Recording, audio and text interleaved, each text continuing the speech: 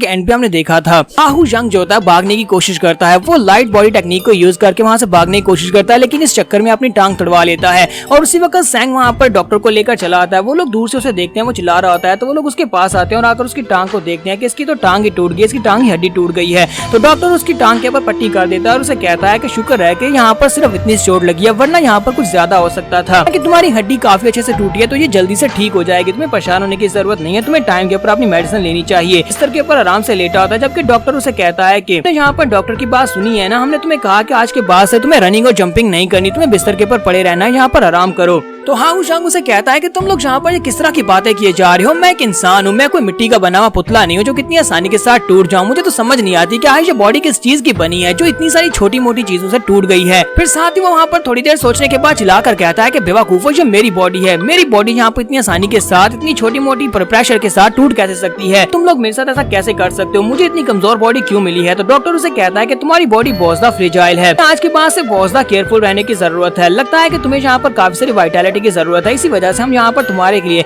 यहाँ पर एक स्पेशल ड्रिंक लेकर आए हैं, ये ड्रिंक पी लो, इससे तुम्हें काफी सारी एनर्जी मिलेगी। वहाँ पर रोना शुरू कर देता है और कहता है कि मास्टर प्लीज यहाँ पर दोबारा ऐसा कुछ मत करना, क्योंकि मैं आपका केयर टेकर हूँ, तो अगर आपको कुछ होता है तो मैं सारी जिंदगी इसी पछतावे में रहूंगा कि आपकी मैं ध्यान नहीं रख पाया। तो हाहू शंग जो होता है उसकी तरफ इशारा करते हुए उसे कहता है कि तुम जाओ यहाँ से। टैंग उसे कहता है कि मास्टर मैं यहाँ से कैसे जा सकता हूँ, आपको पता है कि मैं आपका केयर टेकर हूँ, इसी वजह से मैं आपको अकेला छोड़कर नहीं जा सकता। जबकि डॉक्टर उसे कहता है कि प्लीज लॉर्ड इसको पी लीजिए। तो शंग जो होता है वहाँ पर से सराहना उठाता है और उसे कहता है कि मैंने कहा ना कि यहाँ से दफा हो जाओ। वो सराहना उठाकर उसे मारने की कोशिश करता है, लेकिन इसी के साथ उसका कंधा जो होता है वो डिसलोकेट हो जाता है, क्योंकि उसकी बॉडी बहुत ज्यादा फ्रेजाइल है। इसी वजह से वो जब भी यहाँ पर अपनी बॉडी के ऊपर प्रेशर डालता है तो उसकी बॉडी के हिस्से जो है वो कभी डिसलोकेट हो जाते हैं, यहाँ पे हड्डियां टूट जाती हैं। तो सैंग कहता है ये क्या मैंने आपसे कहा था ना कि यहाँ पर कुछ ऐसा मत करना जिससे आपको दर्द हो। डॉक्टर भी उसे कहता है कि मुझे पता है कि आपको यहाँ पर काफी तकलीफ हो रही है अपनी बॉडी के खराब होने की वजह से, लेकिन इसकी वजह से आप यहाँ पर इस प्यारे के ऊपर गुस्सा तो नहीं कर सकते। कि हमारा यंग जो होता है यहाँ पर ये सोच रहा था, मैंने तो सोचा था कि नामगांग फैमिली का ये लड़का ह्यूग जो है ये सेकंड सन है, तो इसका मतलब यह है कि इसे कम से कम मार्शल आर्ट्स के बेसिक्स के बारे में तो पता होगा,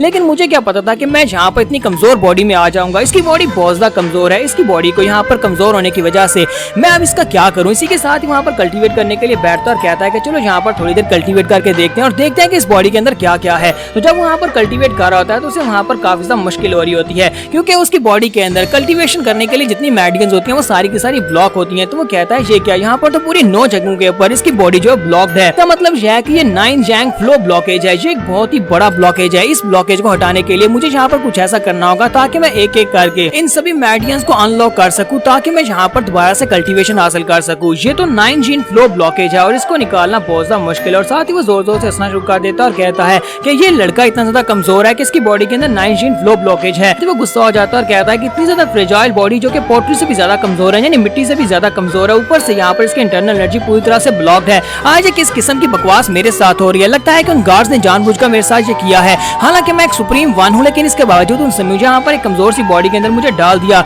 मैं हाहू यंग हूँ, मैं यहाँ पर दोबारा से इस बॉडी को बेहतर बना सकता हूँ। वो वहाँ पर चिल्लाना शुरू कर देता है और कहता है कि मेरे साथ तुम लोग ऐसा क्यों कर रहे हो, सभी लोग गार्ड्स नहीं हो बल्कि तुम सभी लोग थग्स हो, तुम सभी लोग मॉन्स्टर्स हो, तुम सभी लोग यहाँ पर मेरा इंतजार करो, एक बार दोबारा से मैं इस बॉडी को पहले जैसा करवा लूँ। जब मैं दोबारा सुप्रीम वन बन जाऊंगा उसके बाद मैं दोबारा से ऊपर आऊंगा और उसके बाद तुम सभी लोगों से बदला लूंगा। हमारा हाहू यंग जो होता है यहाँ पर एक जबरदस्त चीख मारता है, फिर साथ ही अपना पंच बनाता है और कहता है कि तुम सभी गार्ड्स ने मेरे साथ जो कुछ भी किया इसका बदला मैं तुमसे लेकर रहूंगा। और वो पंच बनाकर सामने की तरफ थ्रो करता है, सिर्फ वो हवा में पंच को थ्रो करता है। इसी के साथ बेचारे का हाथ टूट जाता है, उसकी जो हाथ की कड़ाई होती है वो वहाँ से मुड़ जाती है। तो बेचारा वहाँ पर जोर जोर चिल्लाना शुरू कर देता है और कहता है कि ये कमीनी किस किस्म की बॉडी है, बहुत ज्यादा कमजोर है। और फिर साथ ही वो कहता है कि सैंग तुम कहाँ पर हो, सैंग यहाँ पर आ जाओ, मेरा हाथ टूट गया है, डॉक्टर को बुला कर लाओ। उसने खुद ही सैंग को कमरे से बाहर निकाल दिया था। उसके बाद डॉक्टर वहाँ पर आता और आकर उसके ऊपर स्प्लिट लगाकर उसको हाथ पे पट्टी बांध देता और कहता है कि तुम्हें यहाँ पर अपनी बॉडी का ध्यान रखना होगा। कितनी बार तुम्हें बताना होगा कि तुम्हारी बॉडी इस लायक नहीं है कि तुम इसके ऊपर प्रेशर डाल सको, पर तुम यहाँ पर अपनी बॉडी को तोड़ते रहते हो, तुम फिजिकल लेबर करने के लायक नहीं हो, तुम सिर्फ और सिर्फ कुर्सी के ऊपर बैठकर रूल करने वाले हो। हमारा यंग उसे कहता है कि मुझे अच्छी तरह से पता चल गया है, तुम्हें बार बार मुझे ये बात बताने की जरूरत नहीं है। तो डॉक्टर और सैंग दोनों से कहते हैं कि प्लीज लॉर्ड अब यहाँ पर आराम करो, बिस्तर के ऊपर लेट जाओ। फिर दोनों वहाँ से चले जाते हैं। दोनों के चले जाने के बाद हमारा हमारा यंग कहता है कि ये तो बहुत ही बुरा हुआ, अपनी पास्ट लाइफ में मैं इंसानों को इस तरह मार देता था जैसे वो चींटियां हूँ, लेकिन अब तो यहाँ पर मेरी ऐसी हालत है कि एक चींटी को भी मार नहीं सकता, बल्कि एक चींटी चाहे तो वो मुझे मार सकती है। साथ ही वो कहता है कि लेकिन मैं यहाँ पर गिव अप तो नहीं कर सकता, मुझे पता है कि मैं कौन हूँ, मेरी सोल क्या है। हालांकि मैं किसी और की बॉडी में हूँ, यहाँ पर मैं फेल नहीं हो सकता, मुझे यहाँ पर दोबारा से गार्ड बनना और मैं गार्ड बनकर रहूंगा।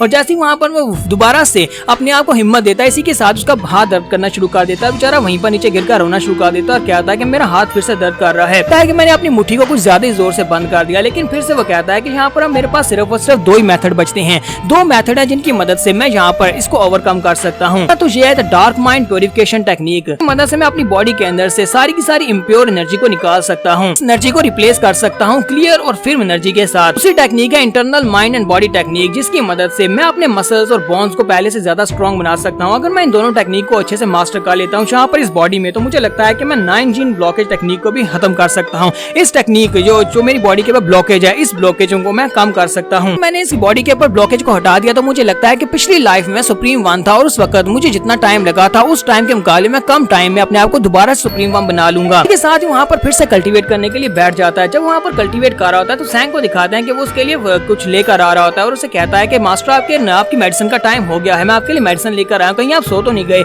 अंदर से इतनी ज्यादा शांति की आवाज क्यों आ रही है, जिससे कि जैसे वो दरवाजा खोलकर अंदर आता है तो उसे देखने के बाद बहुत ज्यादा हैरान होता है कि उसका मास्टर वहाँ पर कल्टीवेट करने के लिए बैठा होता है, लेकिन उस बेचारे के सर के ऊपर से खून का फव्वारा निकल रहा होता है। तो सैंग भागता हुआ जाता है, जाकर उसके सर के ऊपर हाथ रखता है और कहता है जो बहुत ही बुरा है मास्टर, आपके सर से तो यहाँ पर खून निकल रहा है। जैसे वो सर के ऊपर हाथ रखता है उसके कंधे से खून निकलना शुरू हो जाता है। तो सैंग अपना दूसरा हाथ कंधे के ऊपर रखता है, इसी के साथ उसकी पूरी बॉडी से वहाँ पर खून के फव्वारा निकलना शुरू हो जाता है, यानी कि जगह जगह से खून निकल रहा होता है। सैंग जरा पीछे की तरफ गिर जाता है और कहता है कि माय लॉर्ड ये क्या कर रहे हैं, कहीं आप यहाँ पर इस खून निकलने की वजह से मर न जाएं। उसके बाद जब हमारे हीरो की आंखें खुलती हैं तो पूरे का पूरा वहाँ पर पट्टियों में लिपटा होता है और कहता है कि ये यहाँ पर क्या चल रहा है। सैंग उसे कहता है कि फॉर गॉड सेक मास्टर आप ये क्या कर रहे थे, आपको पता है ना कि आप यहाँ पर इस तरह की कल्टीवेशन टेक्निक्स को नहीं आजमा सकते, आप मर भी सकते थे। जबकि यंग सोच रहा था कि मैंने यहाँ पर बस थोड़ा सा कल्टीवेट किया था, इतने थोड़े से कल्टीवेशन करने की वजह से मेरी पूरी बॉडी यहाँ पर पट्टियों में लिपटी हुई है, इसका मतलब यह है कि ये बॉडी किसी भी लायक नहीं है, यानी कि मैं दोबारा कभी कल्टीवेट नहीं कर सकता। इसके साथ ही वो रोना शुरू कर देता है। जबकि सैंग उसे कहता है कि मास्टर क्या आप यहाँ पर रो रहे हैं, तो वो कहता है नहीं ये मैं रो नहीं रहा, बल्कि ये तो पसीना निकल रहा है। इसी के साथ ही सैंग एक पिल लेकर आया होता है, वो उस पिल को उसके मुंह के अंदर डाल देता है और कहता है रोना बंद करें और चुपचाप इस पिल को खा लें, इस पिल से आपको काफी सारी एनर्जी मिलेगी।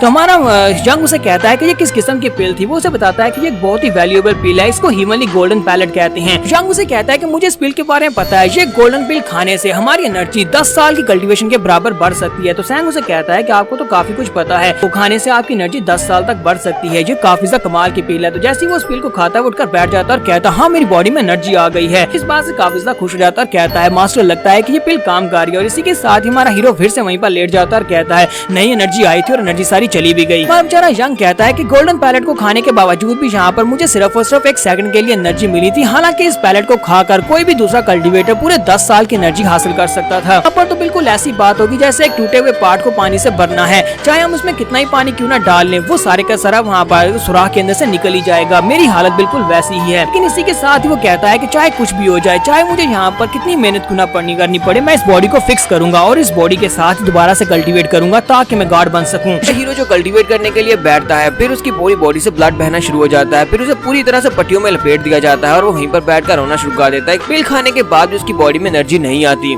कहता है चाहे मैं कुछ भी कर लूं, ये बॉडी इतनी बेकार है कि मैं कुछ भी नहीं कर सकता, इस बॉडी के साथ मैं कुछ भी नहीं कर पाऊंगा। तो सैंग उसकी ये वाली हालत देखने के बाद काफी ज्यादा उदास होता है। वो उसे कहता है कि मास्टर प्लीज आप रेस्ट करें, मैं जा रहा हूँ। और इसी के साथ जैसे वो जाने लगता है तो वो उसे कहता है जरा रुको, ये बताओ क्या तुम्हारे पास मार्शल स्टोरेज है, यानी कि तुम लोगों ने कहीं पर अपनी मार्शल आर्ट्स की बुक्स रखी हुई हैं। मैं चाहता हूँ क्या उस मार्शल आर्ट्स के स्टोरेज में क्या बुक्स भी रखी हुई है, ऐसी मार्शल आर्ट्स की बुक रखी हुई है जिनमें से कुछ मार्शल आर्ट्स की टेक्निक्स मेरे लिए हूँ। तो वो कहता है कि मास्टर हाँ हमारे पास हिमली मार्शल स्टोरेज है, वाकई में हमारी हिमली मार्शल स्टोरेज में इंटरेस्टेड है, क्या आपको वाकई में वहाँ पर जाना है। तो ये बात सुनने के बाद उठकर बैठ जाता है और कहता है कि बकवास बंद करो, मुझे ये बताओ कि वो कहाँ पर है, तुम्हारी मार्शल स्टोरेज कहाँ पर है। उसे बता देता है कि मार्शल स्टोरेज कहाँ पर है। तो रात के वक्त वो अपनी पट्टियां उतारता है और कहता है चलो ठीक है अब चलते हैं अपनी हिमली स्टोरेज में, वहाँ पर चलकर देखते हैं कि क्या पता मुझे वहाँ पर से कल्टीवेशन की ऐसी टेक्निक मिल जाए जो कि मेरे लिए हो, क्योंकि यहाँ पर जो कल्टीवेशन टेक्निक्स मुझे आती हैं वो सारी की सारी कल्टीवेशन की टेक्निक्स सुप्रीम वम की बॉडी के लिए थी और वो बहुत ज्यादा स्ट्रॉन्गर हैं। मैं सिर्फ और सिर्फ एक नई मार्शल आर्ट्स की टेक्निक सीख कर उसी के साथ ही आगे बढ़ सकता हूँ। और हमारा जो हीरो होता है वो बहुत ज्यादा खुश होता है। यंग कहता है कि मुझे जल्दी से जल्दी वहाँ पर पहुंचना होगा, लेकिन जैसे ही वो दरवाजा खोलता है इसी के साथ ही बाहर से ठंडी हवा आती है। जब उसे ठंडी हवा लगती है वो भागता वापस जाकर अपने कंबल में घुस जाता है और कहता है बाहर तो बहुत बहुत ज्यादा ठंड है,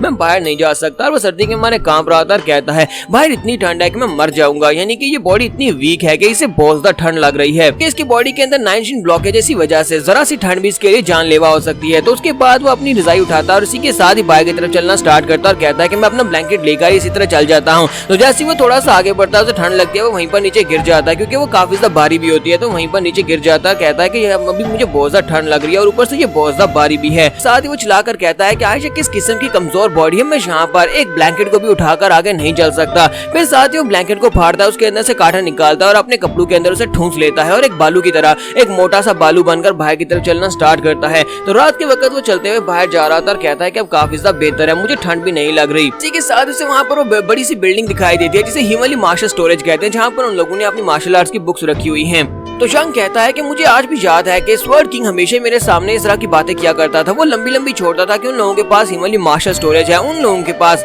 नामगोंग फैमिली में बहुत बड़ी स्टोरेज है जहाँ पर उन्होंने बहुत सारी मार्शल आर्ट्स की बुक्स रखी हुई हैं। कहीं पर हाहू जंग जो होता है वो स्वर्ड एम्परर के साथ बैठा होता है। स्वर्ड एम्परर जो होता है वो नामगोंग फैमिली से होता है, तो उसके सामने लंबी लंबी छोड़ रहा होता है कि उनके पास मार्शल स्टोरेज है जहाँ पर उसने हजारों लाखों बुक्स रखी हुई है। कहता है कि नामगोंग फैमिली एक बहुत बड़ी फैमिली है और हमारे पास मार्शल आर्ट्स की बुक्स की तो कोई भी कमी नहीं है, क्योंकि फैमिलीज के मुकाबले हमारे पास बहुत सारी मार्शल आर्ट्स की बुक्स है, हम लोग बहुत सारी बुक्स रखते हैं। तो हाहू जंग उसे कहता है कि मुझे ये बताओ कि आखिर एक ऐसी जगह के बारे में तुम इतना ज्यादा एक्साइटेड होकर कैसे बता सकते हो जहाँ पर सिर्फ और सिर्फ कुछ बुक्स पड़ी हुई हैं, ऐसे पेपर्स का हम लोग क्या करेंगे। कहता है कि लगता है कि तुम्हें समझ नहीं आ रही, हिमालय मार्शल स्टोरेज का मतलब है वहाँ पर हजारों तादाद में ऐसी बहुत सारी किताबें हैं, यहाँ तक कि हमारी नामगोंग फैमिली के हजारों साल की हिस्ट्री भी वहाँ पर पड़ी हुई है। हाहू जंग उसकी बातें सुनने के बाद कहता है कि जब भी यहाँ पर नामगोंग फैमिली का नाम लेता है उसके बाद ये अपना कंट्रोल खो देता है और उसके बाद ये इस तरह बातें करता है जैसे कि इसने पहली बार यहाँ पर बात करना शुरू किया हो, हर बार ये वही स्टोरी मुझे बार बार सुनाता है। हाहू जंग उसे कहता है अच्छा ठीक है मुझे समझ आ गया, बस भी करो, अब तुम क्या अपना मुंह बंद करोगे वरना सारी की सारी मछलियां तुम्हारी बातें सुनकर डर कर भाग जाएंगी।